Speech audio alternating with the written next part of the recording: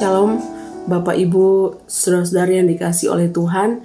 Kita bersyukur pada saat ini kembali kita merenungkan firman Tuhan. Dan judul firman Tuhan yang menjadi perenungan kita hari ini adalah Ketika Yesus Sengaja. Pernahkah kita mengalami dalam kehidupan kita ini Yesus sepertinya sengaja membiarkan kita mengalami masalah, sengaja membiarkan kita mengalami pergumulan, sengaja tidak memberikan pertolongan kepada kita, sengaja atau diam dalam kehidupan ini tidak ada pertolongan, sepertinya Tuhan tidak mengerti dan tidak peduli dengan kehidupan kita. Tahukah kita hal ini pernah dialami oleh Maria, Marta, dan Lazarus? Saya baca sebuah ayat dalam Yohanes pasal yang ke-11 ayatnya yang ke-6. Namun setelah didengarnya bahwa Lazarus sakit, ia sengaja tinggal 2 hari lagi di tempat di mana ia berada. Maria adalah orang yang mengasihi Tuhan, orang yang dekat dengan Tuhan, dan Maria pernah meminyaki kaki Tuhan dengan mur.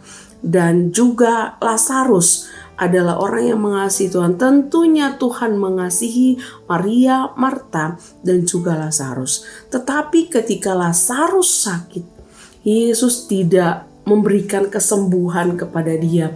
Yesus tidak datang untuk menyembuhkan dia. Tetapi Alkitab mencatat ketika Yesus mendengar bahwa Lazarus sedang mengalami sakit yang tidak dapat disembuhkan, dan Lazarus adalah kakak dari Maria dan Marta, tetapi ia sengaja tinggal lebih lama di tempat dia melayani. Yesus tidak datang langsung memberikan kesembuhan kepada Lazarus. Karena apa? Yesus punya sebuah rencana yang lebih daripada apa yang bisa dilihat dengan kasat mata. Tentu Maria, Marta merasakan apa Tuhan membiarkan mereka mengalami pergumulan yang berat sampai Lazarus sakit dan bahkan mati. Tetapi justru Tuhan punya rencana yang lebih besar di balik setiap persoalan yang mereka hadapi. Ada saat di mana kita seperti Maria dan Marta, sepertinya Tuhan sengaja membiarkan kita mengalami persoalan, sengaja membiarkan kita mengalami pergumulan. Tuhan tidak menolong kita, Tuhan tidak memberikan jalan keluar kepada kita. Ada saat di mana kita merasa kita berjalan sendiri dan tidak ada Tuhan. Padahal kita sudah mengasihi Tuhan, kita sudah melayani Tuhan, dan kita sudah mengikut Tuhan dengan sungguh-sungguh. Tapi Tuhan sepertinya tidak peduli, sepertinya Tuhan tidak mengerti. Percayalah, di balik itu semua Tuhan ingin kita belajar percaya. Percaya tidak hanya ketika iman kita berterpaut kepada Tuhan, tetapi percaya adalah ketika kita belum melihat jawaban doa, belum melihat kesembuhan, belum melihat mujizat. Di situ kita tetap belajar percaya kepada Dia. Dan percayalah bahwa rencana Tuhan lebih besar. Ketika Lazarus meninggal dan dia dikuburkan 4 hari, sesudah itu baru Yesus datang dan membangkitkan Lazarus dari kubur. Nama Tuhan dipermuliakan. Lebih hebat kuasanya ketika Yesus tadinya dia menyembuhkan atau ketika Yesus membangkitkan Lazarus. Justru nama Tuhan dipermuliakan.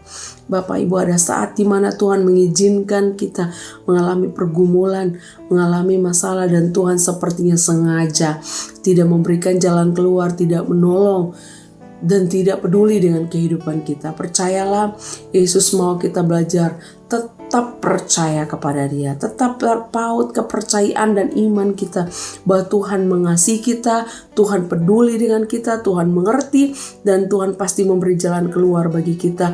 Dan di sana kita melihat rencana Tuhan lebih indah dan lebih besar.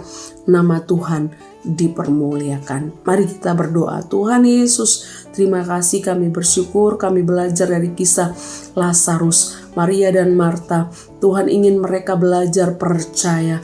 Tuhan ingin mereka belajar melihat rencana Tuhan lebih besar dan nama Tuhan dipermuliakan.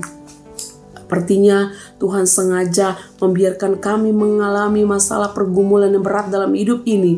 Ada kalanya kami mengalami itu, tapi kami mau belajar tetap percaya bahwa Tuhan punya rencana yang indah. Tuhan punya sesuatu rancangan yang lebih baik daripada apa yang kami alami Tuhan, dan nama Tuhan dipermuliakan. Terima kasih, dalam nama Tuhan Yesus kami berdoa. Amin.